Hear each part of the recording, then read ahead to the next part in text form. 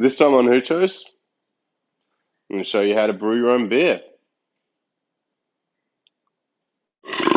When it comes to brewing, one of the biggest excuses I hear for not doing it is, I just can't be bothered.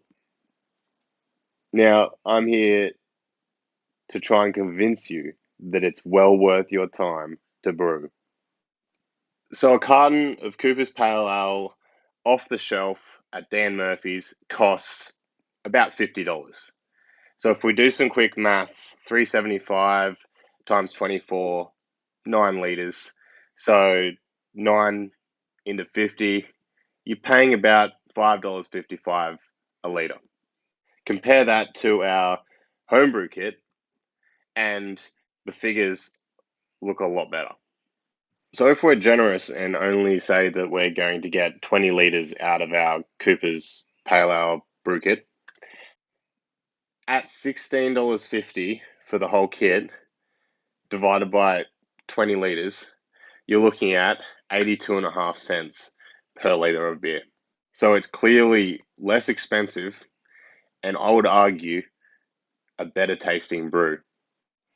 So today I'll be going through the two ways of brewing your beer. The hard way, which turns off most beginners, and the easy way, which requires a little extra money to set up, but is well worth it in the long run. And I hope by putting them side by side that I'll be able to show you how easy it is to brew once you've set yourself up with a keg system. Now, let's talk about why you should be brewing. If you're brewing for the art of brewing, switch off now, because this is all about getting a decent quality beer for the lowest price possible and the least amount of effort necessary. So the minimum requirements for this whole process are something to brew, so a malt kit, something airtight to ferment with, and some kind of airlock. Now, these are hard to find and they can be a little bit expensive for a piece of plastic. So this is my answer to you. This is just a piece of vinyl tubing with some zip ties, and I'll show you how to make this. And all you do is put a little bit of water in and then put it through the hole in the top of your container, and you seal it with some blue tack. Having said that that's the bare minimum that you need, if you want brewing to be as painless as driving down the bottle-o, get yourself a keg setup. Because by the end of this video, you'll see just how easy it is to brew your own beer. First of all, we're going to fill up our fermenter with water.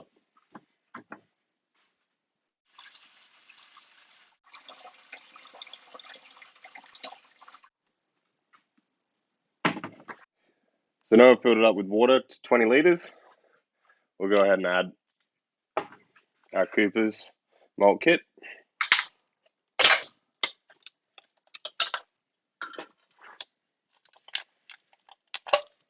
Take the yeast off the top.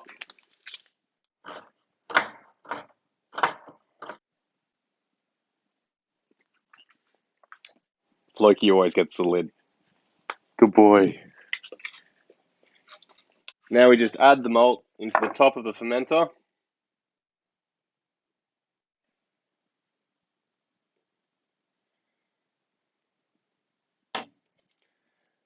And the easiest way to kill two birds with one stone and get all the rest of the malt out of the can, as well as bring it up to the appropriate temperature, is to take some boiling water, fill the can up,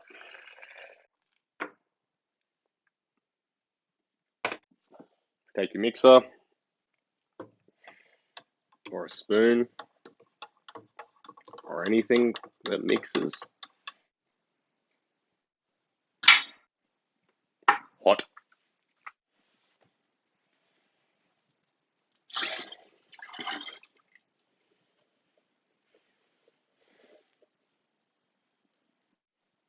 And now we'll just mix it in. And next we're going to add our sugar or our dextrose. So I'll be using dextrose. Dextrose is more biologically available to the yeast, and it just makes their time of metabolizing it a little bit easier, and it gives a cleaner beer in the end as well. So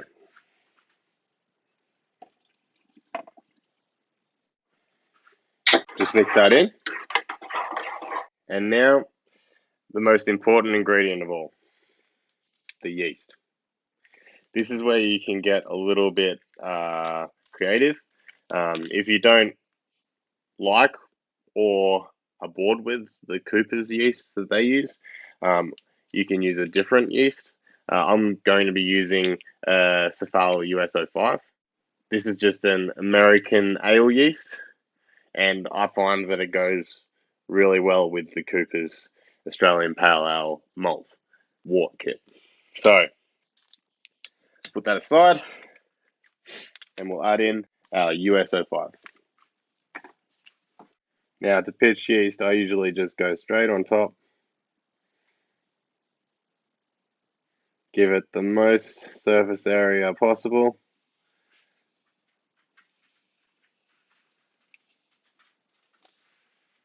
And just let the yeast rehydrate itself. You can stir it in if you like, but I just find that it's unnecessary and it gets all my utensils dirty with yeast. So now that we've pitched, they do all the work for us.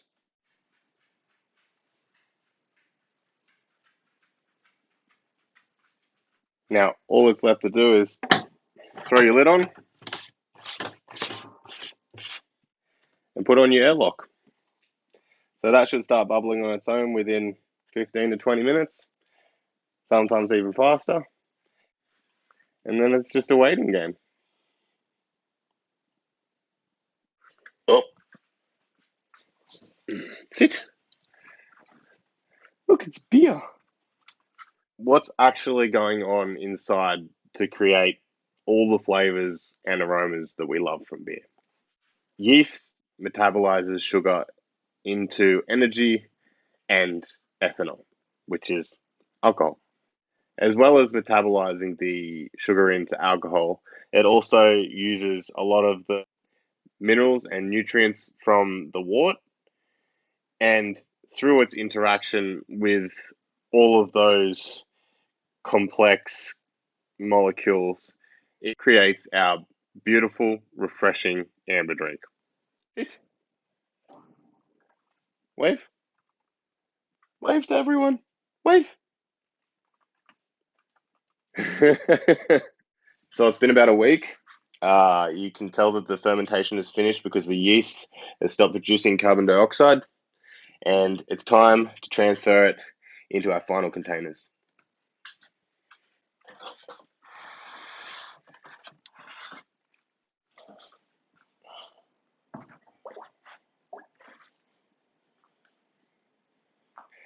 So I'll show you what the top looks like. As you can see on top, there's some minor foaming from the carbon dioxide being released into the liquid from the yeast, but there's no fungal growths or any discoloration. It's just beer foam essentially. Now there are two distinct directions we can go from here. We can bottle the beer or we can keg the beer. Now they both have their advantages and disadvantages. When you're bottling the beer, you go through a second round of fermentation. You will add either carbonation drops, which are just pre-measured out sugar drops, or tablespoons of sugar, teaspoons of sugar, roughly equating to 1 teaspoon of sugar per 375 ml bottle of beer. This isn't a problem that we encounter when we are kegging beer. When you keg beer, you actually force carbonate the beer. As it cools, the carbon dioxide will be forced into the liquid, and the cooling of the liquid actually gives the liquid a greater affinity for carbon dioxide. So this actually negates the need for a secondary fermentation. It also eliminates a lot of problems with infections in the final product. as you aren't having to rely on a secondary fermentation, and the carbon dioxide isn't introduced immediately, which creates an anaerobic environment, which reduces the amount of nasties that could breed inside of the beer. So to start with, let's bottle the beer. Now, first, make sure your bottles are sterilized. This is more the case with bottles than kegs. I've never really had a sterility problem with kegs, purely because it doesn't give the organisms time to take hold after the beer is gassed and put in a cold environment. But with bottling, it's imperative that you make sure that your containers are completely sterile, because you are going through a secondary fermentation and it isn't going straight into a fridge. You'll be leaving it in an area that's roughly 24 degrees Celsius to allow the yeast to create enough carbon dioxide to pressurize the bottle. All right.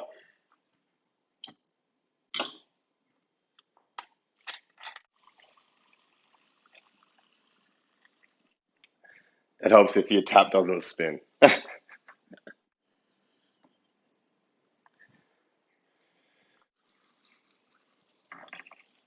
Ah, oh, this is why I hate bottling. They do actually sell things that allow you to control the flow as it comes out, but I thought I'd get away with it. I didn't. I hate bottling. Anyway, so now we're just going to add carbonation drops. This is the lazy man's way. It's not the cheapest way. Just use sugar. Same deal. I just had these lying around. So this is 1.1 liters, 375 ml bottle, roughly times 3 equals a bit over 1.1. Two in that one, two in that one.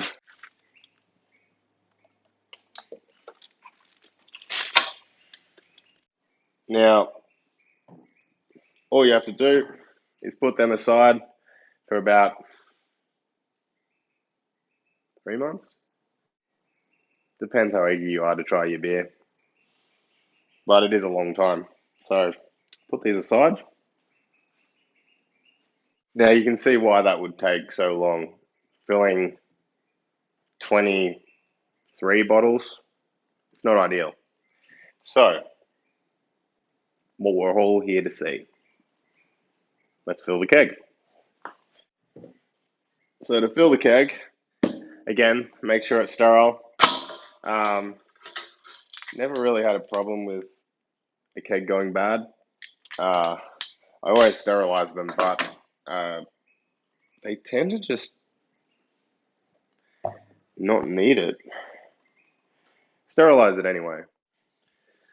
So one of the main reasons we siphon the beer and don't run it through the tap is that it drains the beer from the top and leaves the sediment behind. And it also reduces the amount of bubbles created on the surface.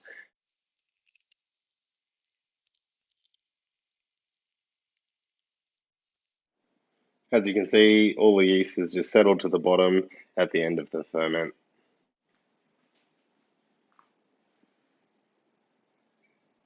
Mm. Now that the beer's in the keg, we can get to gassing it. So now you just want to put the lid on the keg.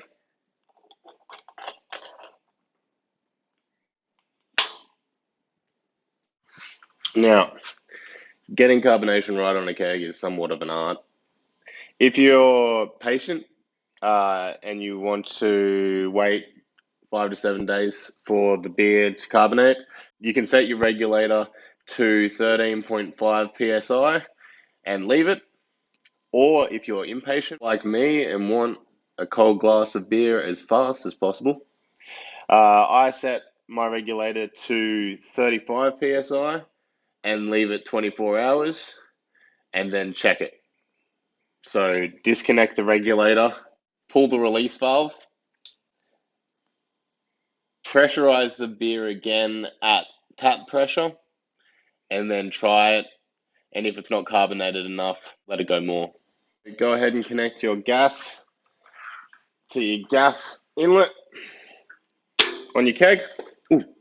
Hello, sorry. I didn't see ya. What's up? Do you want some beer? No, I want some attention. Alright, go on. Good boy. And we'll turn it up to 35.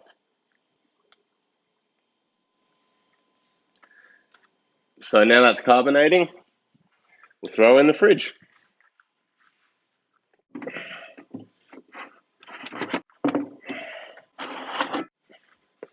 Oh, again.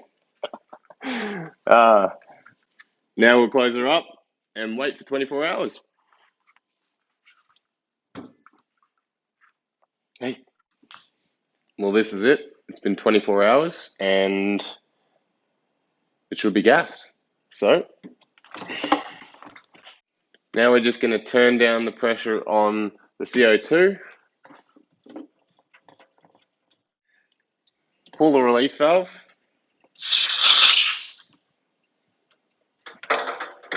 Connect up one of the taps.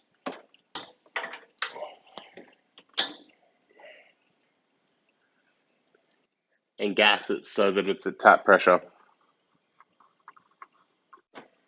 Now close up the door and try her out. Here we go. Needs more time. So we're going to do the same again for another 24 hours. So just, you can leave your tap hose connected as long as you're okay with your taps having as much pressure as you're about to put into your system. And we'll just gas it to 35 again and leave it another night. There is actually another way that you can carbonate it by force carbonating, and that is while it's cold, you can turn the carbonation up, turn the keg on its side and shake it, and that will actually force the carbon dioxide into the beer. We'll just leave it in the fridge for the night because I've got some other drinks on the go. Day 2 is the charm.